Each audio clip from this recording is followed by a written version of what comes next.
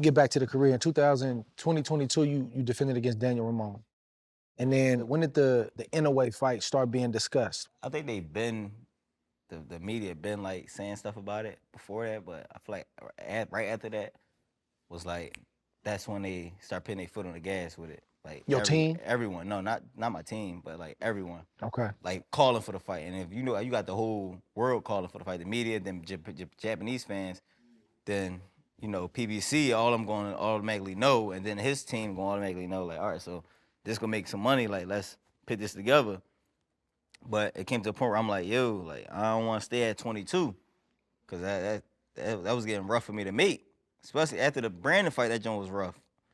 But then I still wound up doing it again for Daniel Roman, and I made the weight perfect that time. So, mind you, I fought one time that year. I fought Daniel Roman. Then another year come back around, I had to wait for Inouye to come up. And I'm still sitting there like, yo, I don't think I could. I reached out to people at PBC and everything, like, yo, I don't think I can make this weight, bro. Like, and then he got injured and they pushed it back 3 more months. I'm like, I still was like, yo, I don't think, like, y'all know what I'm gonna have to go through to make this weight. I wound up still doing it. And I went out there, bro. We bought a treadmill and put it in one of their hotel rooms, and we bought heaters and put heaters in there. And I used a sauna for a month. I had to use that sauna For a every day month? through everything I did. How long was you out there? I was only out there for like 2.5 weeks. 2.5 weeks, 2 weeks, two and You a half felt like weeks. that was enough time? Nah, It wasn't. it wasn't. I thought it would be though. They were 18, I 19 felt like I hours was or a little something? younger, so when you young, you feel like you can do whatever. But You had time to reflect on that. What's your takeaway from that fight? What worked? What didn't work? You know, I just should have trusted my body and went the up and stopped letting the fans engage you in what they want you to so you do. think it was more the weight than anything? I feel like it was more because when I got in there, I couldn't let nothing off. I wanted to let anything off. Like I wasn't scared. I wasn't nervous when I was in there. Like people already knew I'm not scared of a scary fighter, but everything was like delayed off. I couldn't really get my groove to the point where I'm just in there like I'm now at that point I'm trying to fight. I want him to engage with me to fight, but he already had his game plan. He wasn't gonna do this. He was being smart.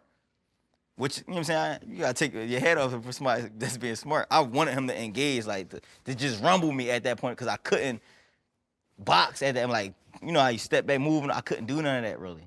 So I'm just sitting there like this, like taking small steps to him to show him like, yo, like, come on, let's fight.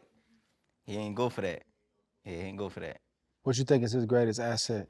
Uh, his ring IQ was good. He had a good Is the ring ring IQ. IQ better than the power, or the power It better was than the the ring it was IQ? I'm gonna refrain me put that back. It wasn't just the ring. It wasn't the ring IQ. It was the movements, the distance, and how he do things. The power was cool, but the power didn't hurt me up until that time. You know what I'm saying? Like when I felt the power, that's what made me want to engage more. I'm like, oh, that ain't what everybody was.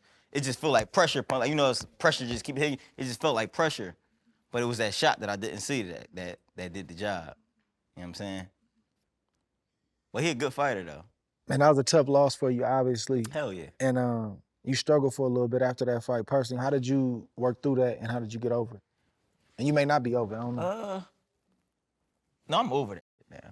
Cause I don't give a F what nobody So when say. somebody bring it up, you don't feel no type of way about Hell it? no. I even was making jokes around like, damn, I gotta stop. Like I was making jokes like to the point where he had to like, yo, come on, man, chill. But that's how I had to loosen myself up to to prepare myself for the stuff that everybody was gonna say. I had to crack jokes on my damn self. But it was hard at first getting over it, cause then you see how the whole world Talk turn their about that. back on Talk you. about that. Talk about that. The media, everybody. Then there'll be certain people that I'll see outside when I was champion. Yo, bro, this and that third. Then now you ain't champion anymore. They just turn their back and That look phone at you. stopped ringing as much, huh? Hell yeah. Then it's crazy. I had this one time my oldest son came to me like, Dad, you lost. How you lose? This and that third. So now it's looking like, He said that. yeah. Ooh. If I felt some way You about gonna it, feel, but you gonna then, feel that. yeah, I felt some type of way about it. But I ain't let it like really get to me because I'm like, he don't understand like at all. He didn't understand it. Cause then he had his friends coming to him like, yo, your dad got knocked out. So I had to explain, bro, I ain't getting knocked out. I got stopped but I didn't get knocked. It's a difference, bro. It's Let me a explain major the difference bro. to you. But Yeah. if somebody say, "Oh, you got knocked out," I say, "All right." Yeah. But I didn't get knocked out. Yeah, I was up, yeah. and he got me down, and the ref just Straight hugged up. me, and I hugged the ref back. Yeah. Bro, I used to really be thinking about that in training camp. My No, kids bro. going to school on Sunday. I mean, on Yeah, Monday. bro. After the weekend, I used to think about that. How they day gonna be? And then Yeah, and the now stuff- I'm already thinking, cause I went back. I was in one of my apartments at the time. It ain't that I couldn't buy a house, it's just that I had other stuff going on. So I go back to the apartment. Then you got everybody that's there, that's you are and like that. I'm like, yo, y'all ain't gotta do that, but they don't know how that, you know what I'm saying? They don't know that. So I was just dealing with a lot, family, mom issues again on that behalf. Like I feel like that's one that really. I forgave her for it. You know, shout out to my mom. I forgive you for everything you did and everything we've been through. You're not a bad person. She is a good person at heart, but she just do effed up things, you know. So it was my sisters had called me like when I got back. Mind you, that was a long flight back from losing. Long flight back. Yeah, like 20-some I hours. felt double that though after What? taking a I'm loss. just sitting there crying and everything. Man. So I'm in Houston at the time. I had a crib out there, so I'm in Houston at the time, man. You know, my sister was crying about it, whatever the case may be. Then they like, mommy called us, right? Like in the midst of it happening. Like I wasn't out.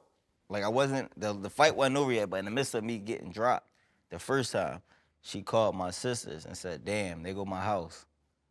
Oh, I read about yeah, that. so that one cut me deep because like, damn, you know what I'm saying? I cried about that. And plenty times I felt like I hated her, but I know I didn't. That's heavy. Yeah. That's heavy. It is. That's heavy. something to say. Cause you know, I look at it like I always wanted that relationship with my mom. Like I'm watching all my, so I used to always lean on to my peers, like my friends and stuff like that. Cause I see how their relationship is with their family. I never had a relationship like that. My family, all they did was argue, fight one another. My dad used to always say, like, why y'all argue so much like y'all hate one another? But that's how we was raised. So when that happened, that joint took a piece out of me. Yeah, that joint took a piece out of me. I'm like, damn, you supposed to be like, I'm supposed to be able to come to my mom and cry on my mom's shoulder, or, you know, be feeling like somebody that can nurture me. You know what I'm saying? Even as a grown man, we still need those things. Not to that severity as a kid, but you know, we still need that though. shoulder, that woman. That's the role that the wife take on now at that point.